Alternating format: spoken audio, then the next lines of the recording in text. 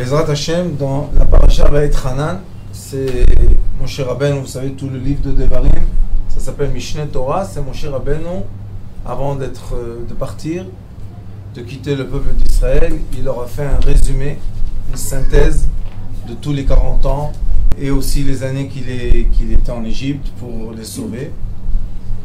Il est écrit ici comme ça, Vatekravun veta'amdun tachat ha'ar. Quand on était au mont Sinaï, on était debout et on s'est rapproché du mont Sinaï. Malgré qu'Akadosh Baruch Hu a dit Agbel et Tar. Il lui a dit fais attention que les gens ne s'approchent pas trop. Pourquoi? Parce que le mont Sinaï, quand la lumière divine s'est dévoilée, le mont Sinaï s'est détaché de la terre et est monté vers les cieux. Et les sages disent qu'il est tout devenu en verre. Il est devenu tout en verre. C'est comme on prend de la terre et on la brûle très fort, ça devient du verre, ou bien du fer. Et le mont Sinaï, il est écrit qu'il est monté, il s'est détaché, et il voulait monter vers les cieux.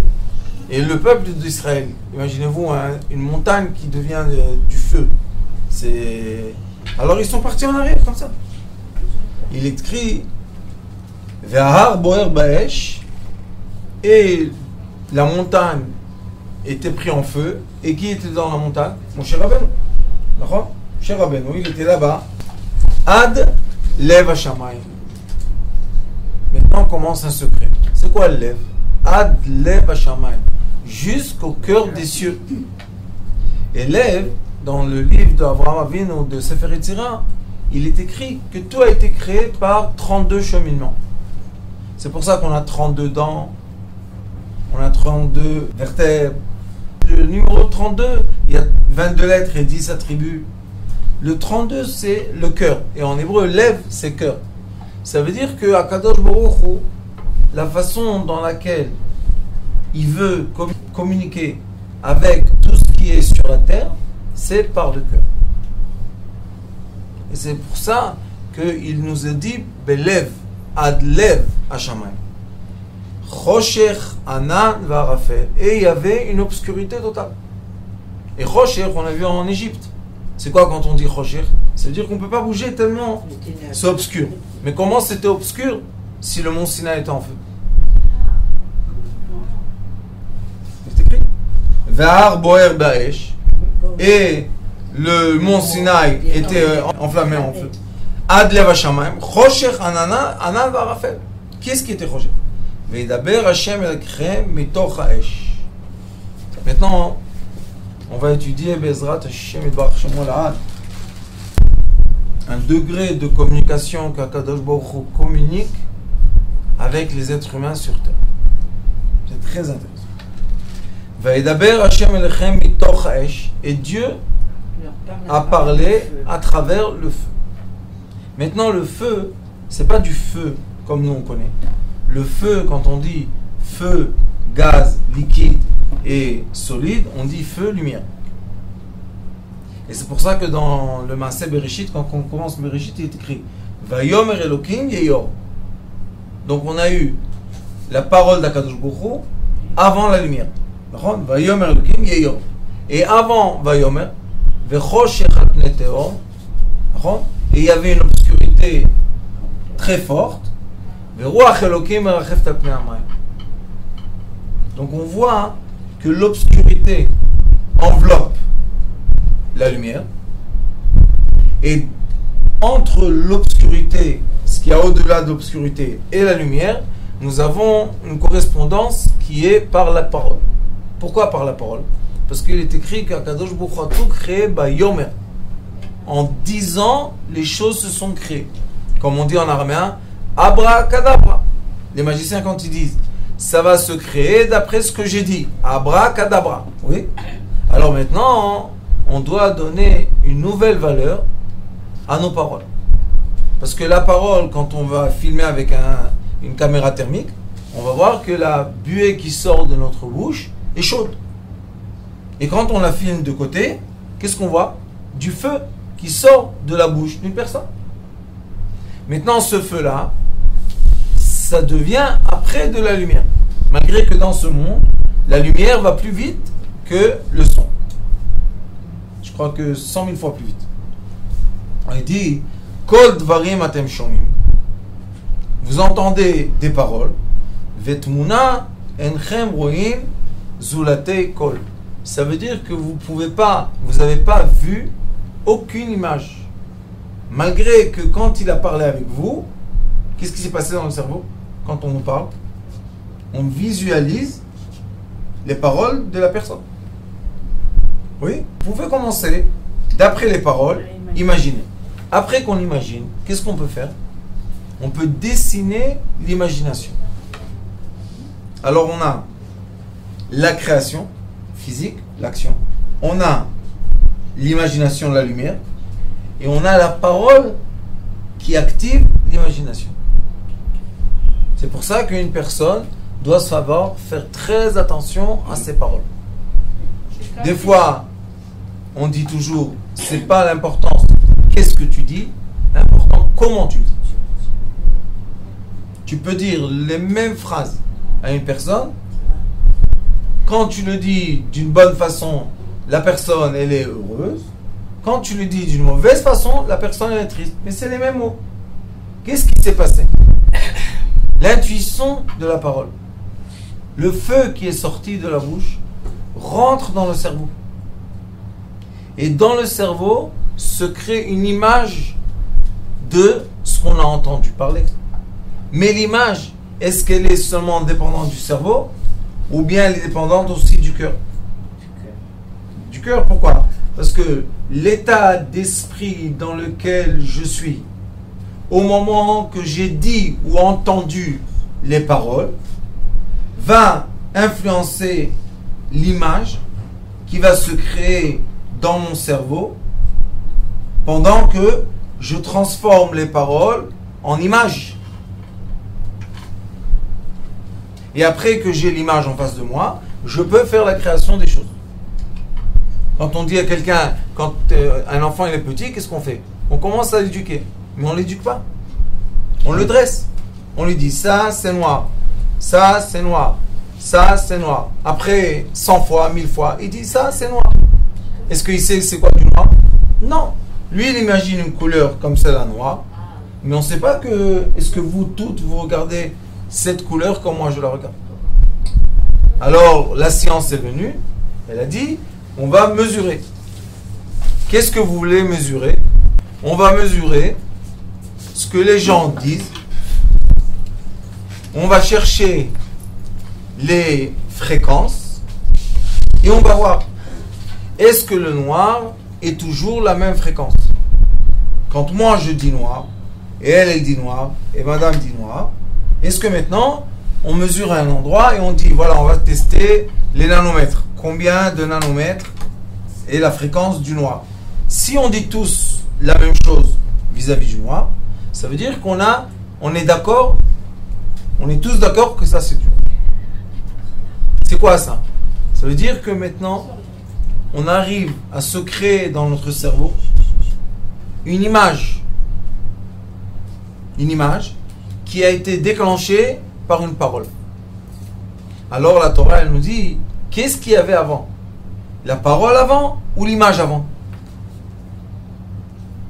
Et dans le mont Sinaï, quand on a reçu la Torah, il est écrit Vaïrou et Takolot. Ils ont vu les voix. Mais qu'est-ce que ça veut dire voir les voix? C'est quoi voir une voix? Alors j'ai rencontré un certain professeur qui est un ingénieur qui a dit que quand on exprime une lettre en hébreu, on voit sur l'écran un graphisme qui ressemble à la lettre. Et on a eu un cours là-dessus. Oui, oui. Mais ça, c'est d'après la programmation que j'ai faite. Si j'ai programmé qu'une certaine intonation me donne une certaine image, je la vois. C'est pas quelque chose qu'on peut dire que dans toutes les langues, par exemple, quand moi je dis P et en français P, pourquoi on voit pas tout d'un coup un P? Donc on voit qu'il a dit je vais visualiser la parole. Mais est-ce que c'est une preuve de ce qui s'est passé au mont Sinaï? Non. Ce qui s'est passé au mont Sinaï, c'est ce qui est écrit ici, puisqu'il se répète maintenant, mon cher Rabbeinu. Et il dit, voilà qu'est-ce qui s'est passé. Qu'est-ce qui s'est passé? Il dit, Vaïdaber Elokim Hashem Elechem mitoch ha'esh kol dvarim atem shomim. Vous entendez une voix. Vetmuna enchem roim.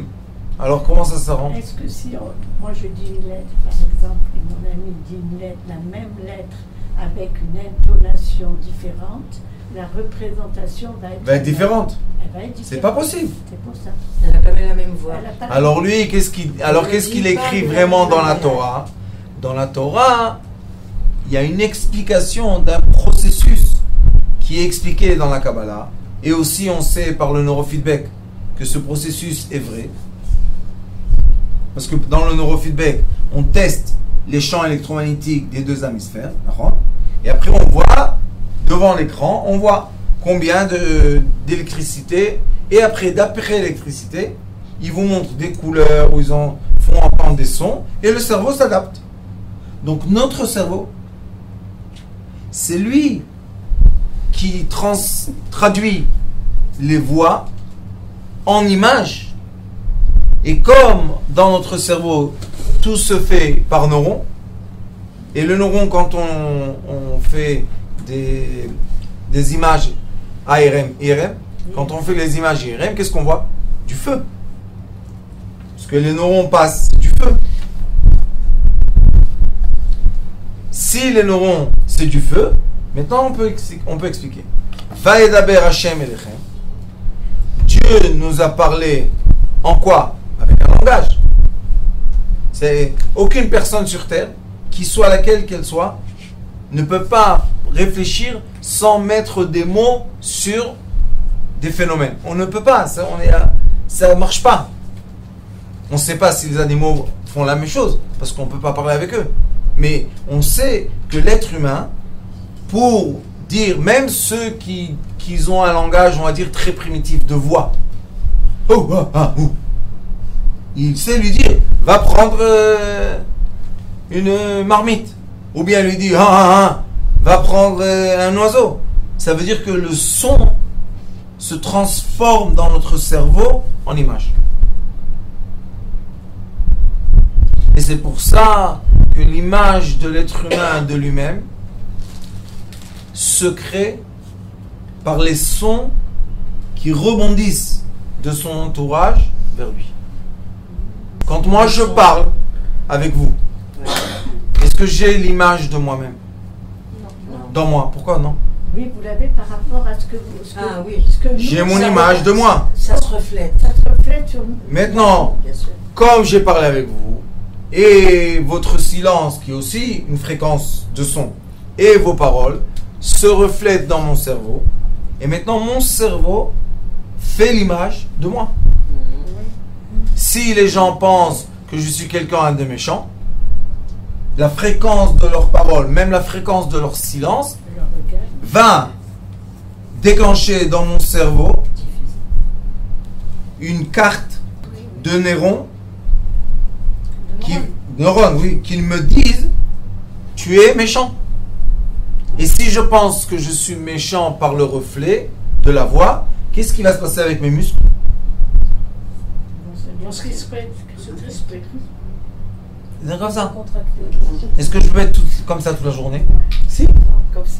Si je suis tout le temps nerveux, tout le temps anxieux, tout le temps j'ai peur, tout le temps, alors je vais avoir un visage comme ça. D'un autre côté, si les gens me disent tout va bien, il y a la lumière, on est dans le bonheur, on est dans la joie, qu'est-ce qui se passe avec notre visage? Il change. Pourquoi il change? Parce que le cerveau envoie à chaque cellule de notre corps un message qui lui dit crispe-toi ou sois détendu. Maintenant, d'après les messages qu'on reçoit, chaque cellule qui constitue nos visages ou notre main ou notre corps se forme d'après quoi? D'après le message du cerveau. Le message du cerveau se crée comment? D'après le son qui sort de nous et le son qui revient vers nous. Et comme nous sommes proches, Bezrat Hashem, des Slichot et de Rosh Hashanah, et Rosh Chodesh Elul, on commence le shofar. Maintenant, on va essayer de comprendre qu'est-ce qui s'est passé avec Abraham Avinu, juste d'après ce qu'il dit ici. Mon cher Rabbeinu. Abraham Avinu a eu une épreuve très difficile qu'il devait égorger son fils et le brûler. C'est ce qui s'est passé sur le mont Moria. Maintenant, Abraham Avinu a entendu une voix. La voix lui a dit, prends ton fils unique, ton fils que tu aimes, Yitzhak, et emmène-le au mont Moria. C'est mon cher Rabbeinu et Abraham Avinu, quand il était devant le fleuve qui séparait entre la montagne et la montagne, il est venu de Kiryat Arba. Donc il est monté vers la montagne et il y avait un fleuve qui passait. Et mon cher Rabbeinu, il a dit, il était entouré de trois. Son fils Ishmaël, son élève Eliezer et son fils Yitzhak. Il leur a dit, qu'est-ce que vous voyez? Tout simple. Maintenant, qu'est-ce que ça veut dire? Je te dis, qu'est-ce que tu vois? En posant la question, je crée une image dans ta tête. Vous comprenez pourquoi? Parce que si moi, je sais quelque chose, et je vous dis, qu'est-ce qu'il y a là-bas?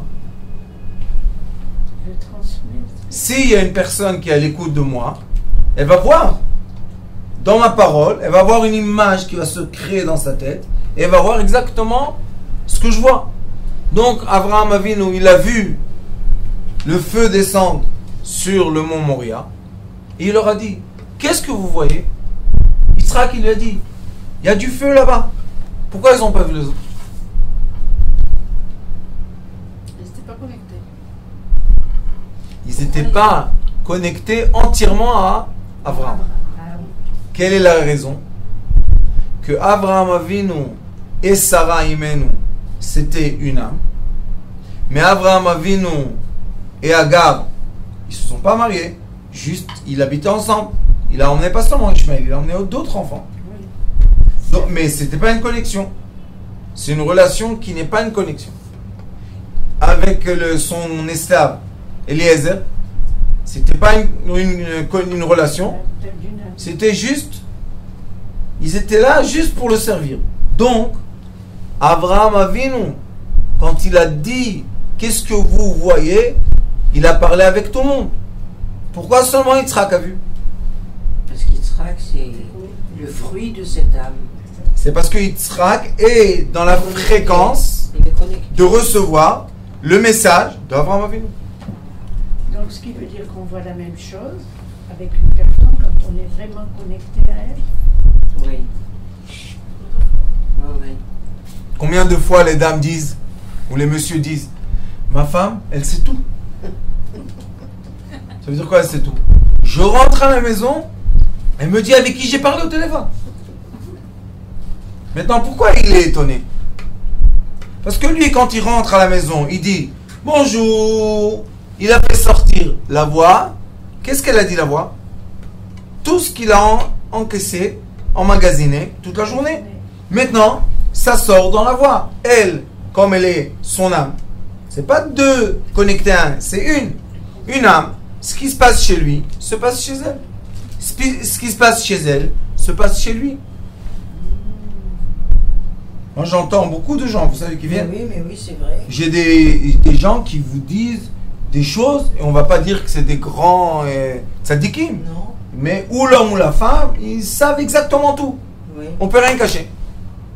Ils me disent quoi? Ils me comment on dit, poursuivent? Non, je te dis. Sans savoir exactement ce que l'autre pense, mais il arrive que des fois, on pense à la même chose en même temps. Je vais acheter ça. On arrive à la maison tous les deux avec la même chose. Exactement. C'est quoi ça? C'est Ça, une élection. c'est une âme.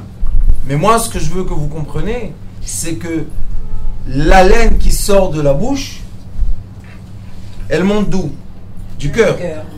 Le réchauffement du cœur se refroidit par les poumons, et c'est pour ça que nous avons de l'haleine qui sort de la bouche. Maintenant, cette haleine-là, c'est quoi? C'est de la vapeur. C'est exactement la carte et l'image de mon cœur. C'est qui le seul qui peut la capter exactement? Mon Qui âme. m'aime? Mon âme. Oh, celui qui m'aime. Mon âme.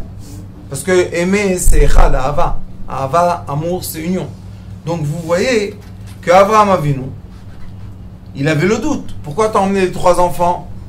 Tes 3 enfants, parce que son élève, c'est son fils. Ishmaël, c'est son fils. Et Israël, c'est son fils. Mais Kadosh Baruch Hu lui a dit non.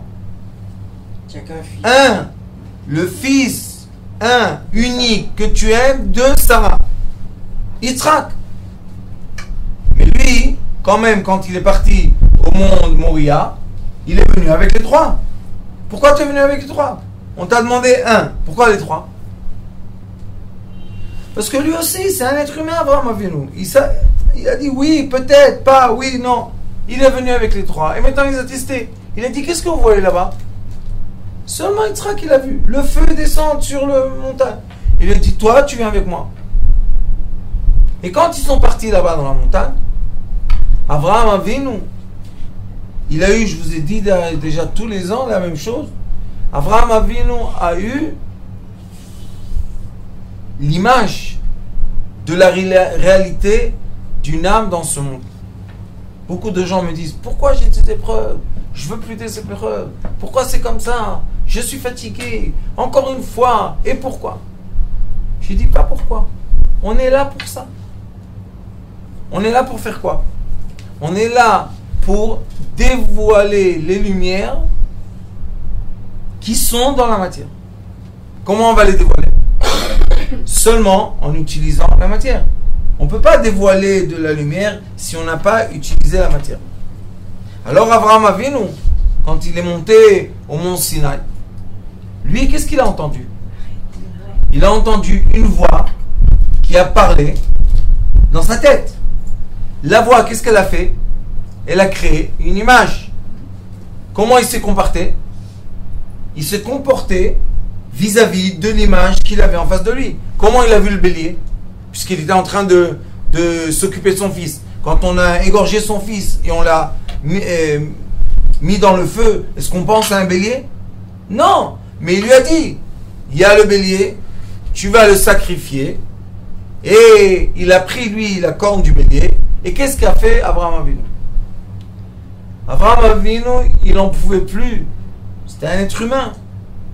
Il avait d'un côté la chaleur qui le brûlait de son cœur d'avoir tué son fils à 37 ans. C'est pas le tuer à 1 an, 37 ans. Il brûlait. D'un autre côté, il voit le feu d'Akadosh Baruch Hu parler avec lui. Maintenant, comment on égalise les choses? Il y a beaucoup de gens qui vivent ça tous les jours. D'un côté, j'ai la Emouna, je crois, je suis confiant avec Akadosh Baruch Hu, mais d'un autre côté, j'arrive pas à supporter les épreuves que j'ai. Alors, tu es confiant ou tu n'arrives pas à supporter? Je suis les deux. Qu'est-ce qu'il faut faire? Il faut faire sortir le feu du cœur à l'extérieur. Et quand on fait sortir le feu du cœur à l'extérieur, on élève la matière à un degré spirituel. C'est comme la flamme qui prend l'huile et la transforme en lumière. Oui? Alors qu'est-ce qu'il a fait Avraham Avinu? Il a pris le shofar. Le shofar, c'est pas un langage de parole. Oui, non, je t'aime pas. C'est pas un langage de parole. Donc, dans le shofar, qu'est-ce qu'il a dit? Je vais souffler mon cœur. Je vais souffler mon cœur. Ma peine, non. Ma peine, peut-être. Oui, mais je vais la souffler. Je ne peux pas parler. Parce que si je parle que je suis triste, ça veut dire que je n'ai pas accepté le commandement céleste. Si je dis que le commandement céleste est parfait, ça veut dire que je ne suis pas un être humain. Comment tu brûles ton fils? Il y a... Et ces parents-là, que les pauvres, d'un côté, quand ils ont eu ce bébé qui est né, ils étaient très contents. Et la majorité de ces enfants dans la rue, c'est des indigos. Donc ils ont reçu un bébé, ils étaient très contents à l'hôpital. Mazal tov, tout le monde est content. Et à 10 ans, 11 ans, 12 ans, 13 ans, 14 ans, ils sont capables de le jeter de la maison.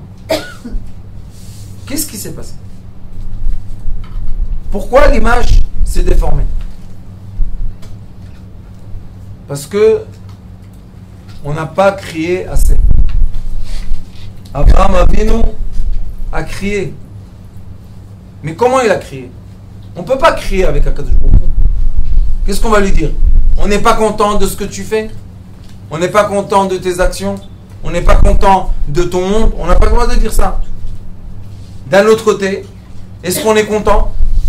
Non, on n'est pas content.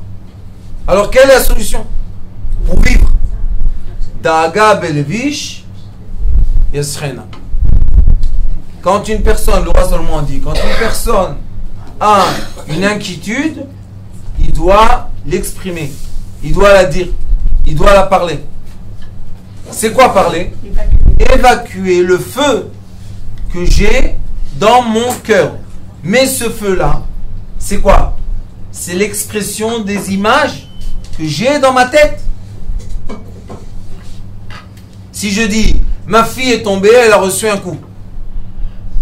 Je vois dans ma tête ma fille, je la vois tomber et je la vois recevoir un coup. Sinon, je ne peux pas dire ces mots-là. Donc le souffle d'Abraham, c'était exactement, c'est tellement précis, c'est la possibilité la plus parfaite d'évacuer. De libérer son cœur. Oui, mais sans mettre en question ma fidélité de Akadosh Baruch Hu. Parce que nous sommes dans un monde de matière. On ne comprend pas ce qui se passe. On n'a pas un cerveau assez fort pour comprendre tout, faire tous les calculs pour comprendre qu'est-ce qui se passe maintenant. De la réincarnation d'avant, celle qui va être dans le futur, de les enfants qu'on a, de nous, on est les enfants d'autres. On n'a pas le cerveau comme ça. Alors qu'est-ce qu'on peut faire? Oui. On peut être simple. Et le souffle d'un chauffard, c'est une voix simple. Pas shoot. Simple, c'est simple. C'est un son Pur. pur, mais sans aucun stress, Voilà. sans aucun effort. Ouais. Je m'exprime au maximum. Et j'évacue de mon cœur le feu. C'est quoi ce feu-là? Il va retourner vers les cieux et il va donner l'image. C'est pour ça que Akadosh Baruch Hu, il a dit à Moshe Rabbeinu, PLP Ada Berbo. J'ai parlé avec lui bouche à bouche. Shir HaShirim, il est écrit, Yeshakeni Meshikot Piu. Embrasse-moi avec ta bouche. Qu'est-ce que c'est tous ces mots-là? Le Hari Akadosh explique dans Etz Chaim, il dit que la vapeur qui monte de la chaleur de mon cœur va vers mon prochain, vers ma femme, normalement on est avec la femme, ou des cieux vers moi, et fait rentrer un feu, une haleine, une chaleur, une vapeur. C'est le même effet qui se passe dans notre bouche, mais beaucoup de mots qui disent ça. Et maintenant, quand je vais recevoir cette chaleur, cette vapeur, qu'est-ce qui va se faire? Il va se créer une image dans mon cerveau. Et cette image-là, je pourrais moi maintenant l'exprimer en parole. Donc la vapeur simple ou le feu simple se transforme dans mon cerveau en image qui se transforme en parole. Et c'est pour ça que les sages posent une question. Qu'est-ce qui est plus important? Quelqu'un qui est un prophète ou un sage? Quelle est la différence entre les deux choses?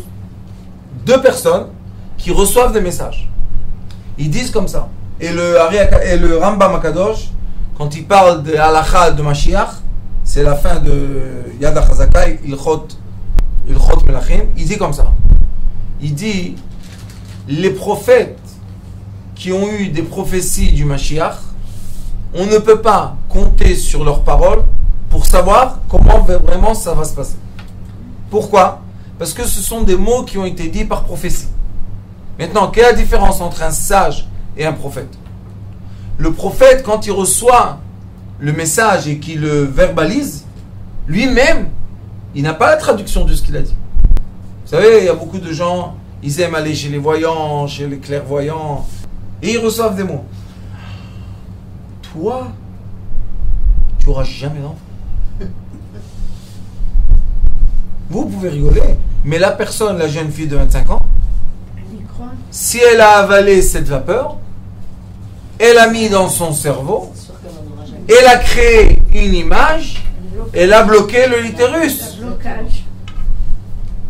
Bien sûr. C'est pour ça que même qu'il est écrit dans la Torah, dans le Zohar Kadosh, à la fin du Zohar Kadosh, il est écrit les traits de la main, les traits du visage et tout. Moi, je dis aux gens, non. Pourquoi? Parce que si c'est créé d'avant, on n'a pas le libre arbitre et on ne peut pas faire tchouva. Je suis né avec un trait de quelqu'un de radin. Je ne pourrai jamais donner un zaka? Non, c'est pas possible. Je suis venu dans ce monde pour m'améliorer. Alors qu'est-ce que je dois faire? Je dois savoir que quand je parle avec quelqu'un, je dois dire de telles paroles que la personne en face de moi se fasse l'image que tout est possible. Et si, chas v'shalom, j'exprime des mots qui vont limiter la personne et vont la coincer dans un coin, elle ne peut pas sortir, je l'ai pris le libre arbitre. Et je n'ai pas le droit de le faire.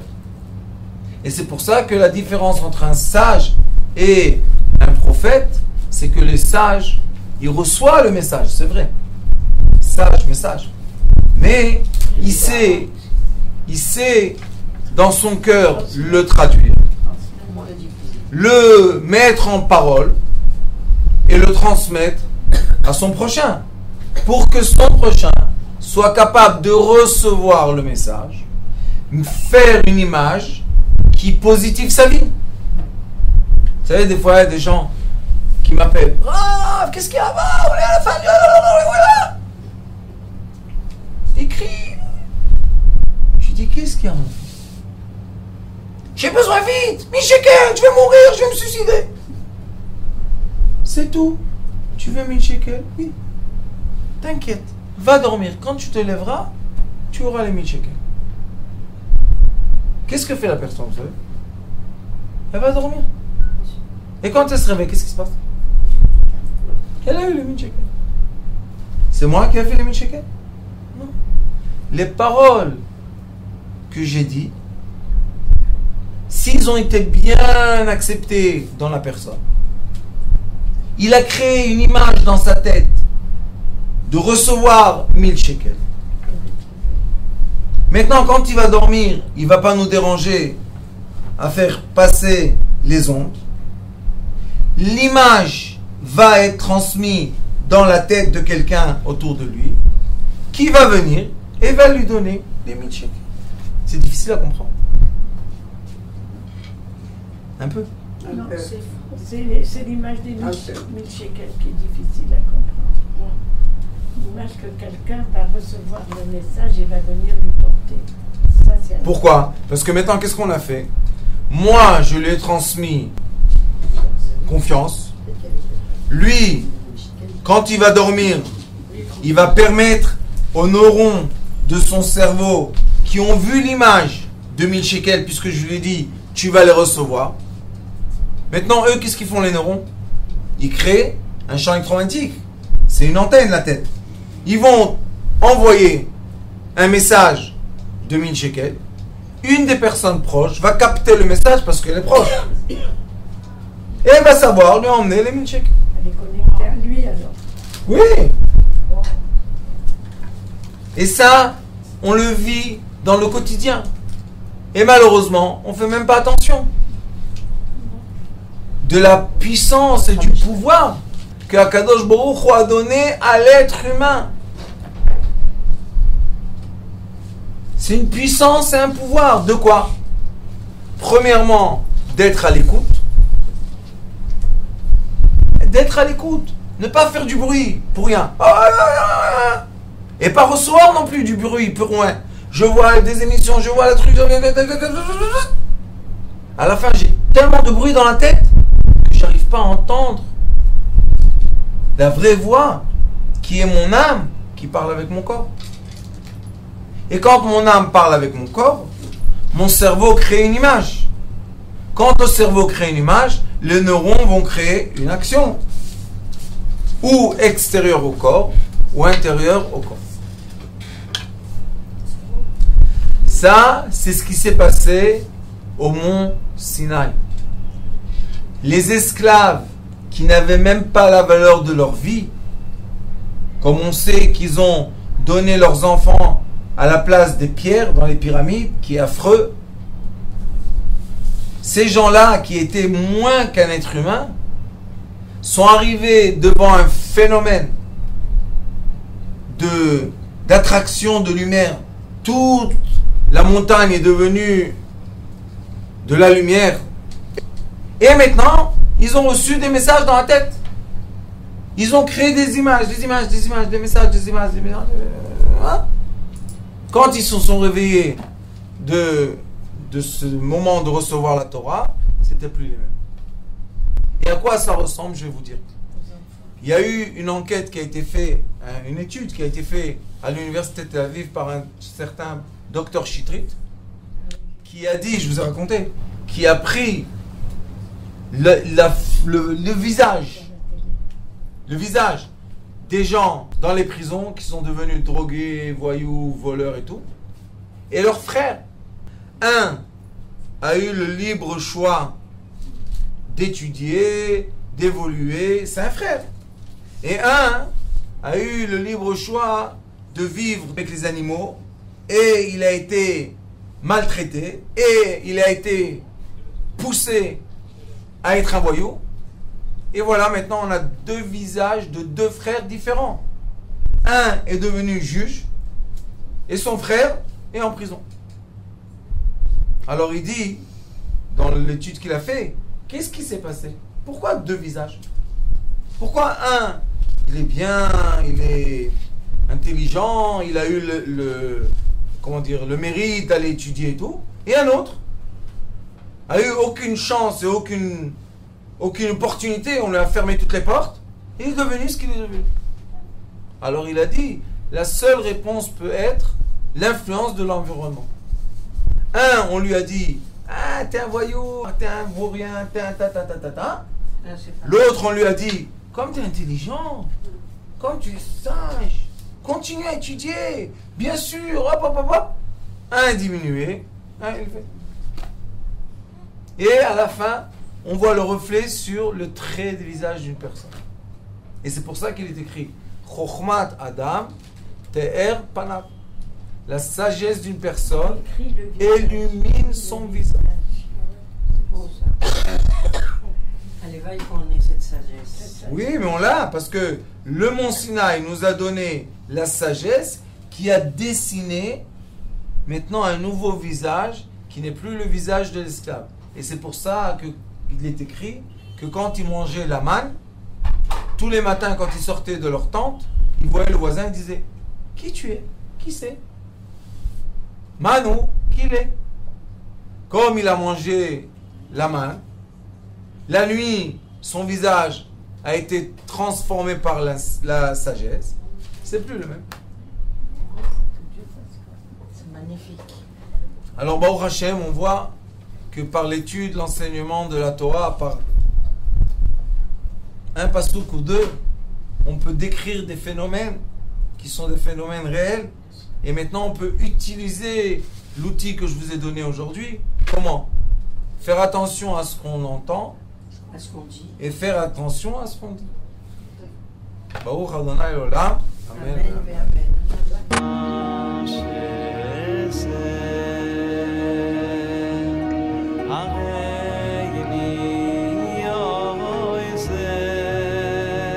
הוא היה אומר לי, בבית שלי יש מלאכים, לא רוצה לצאת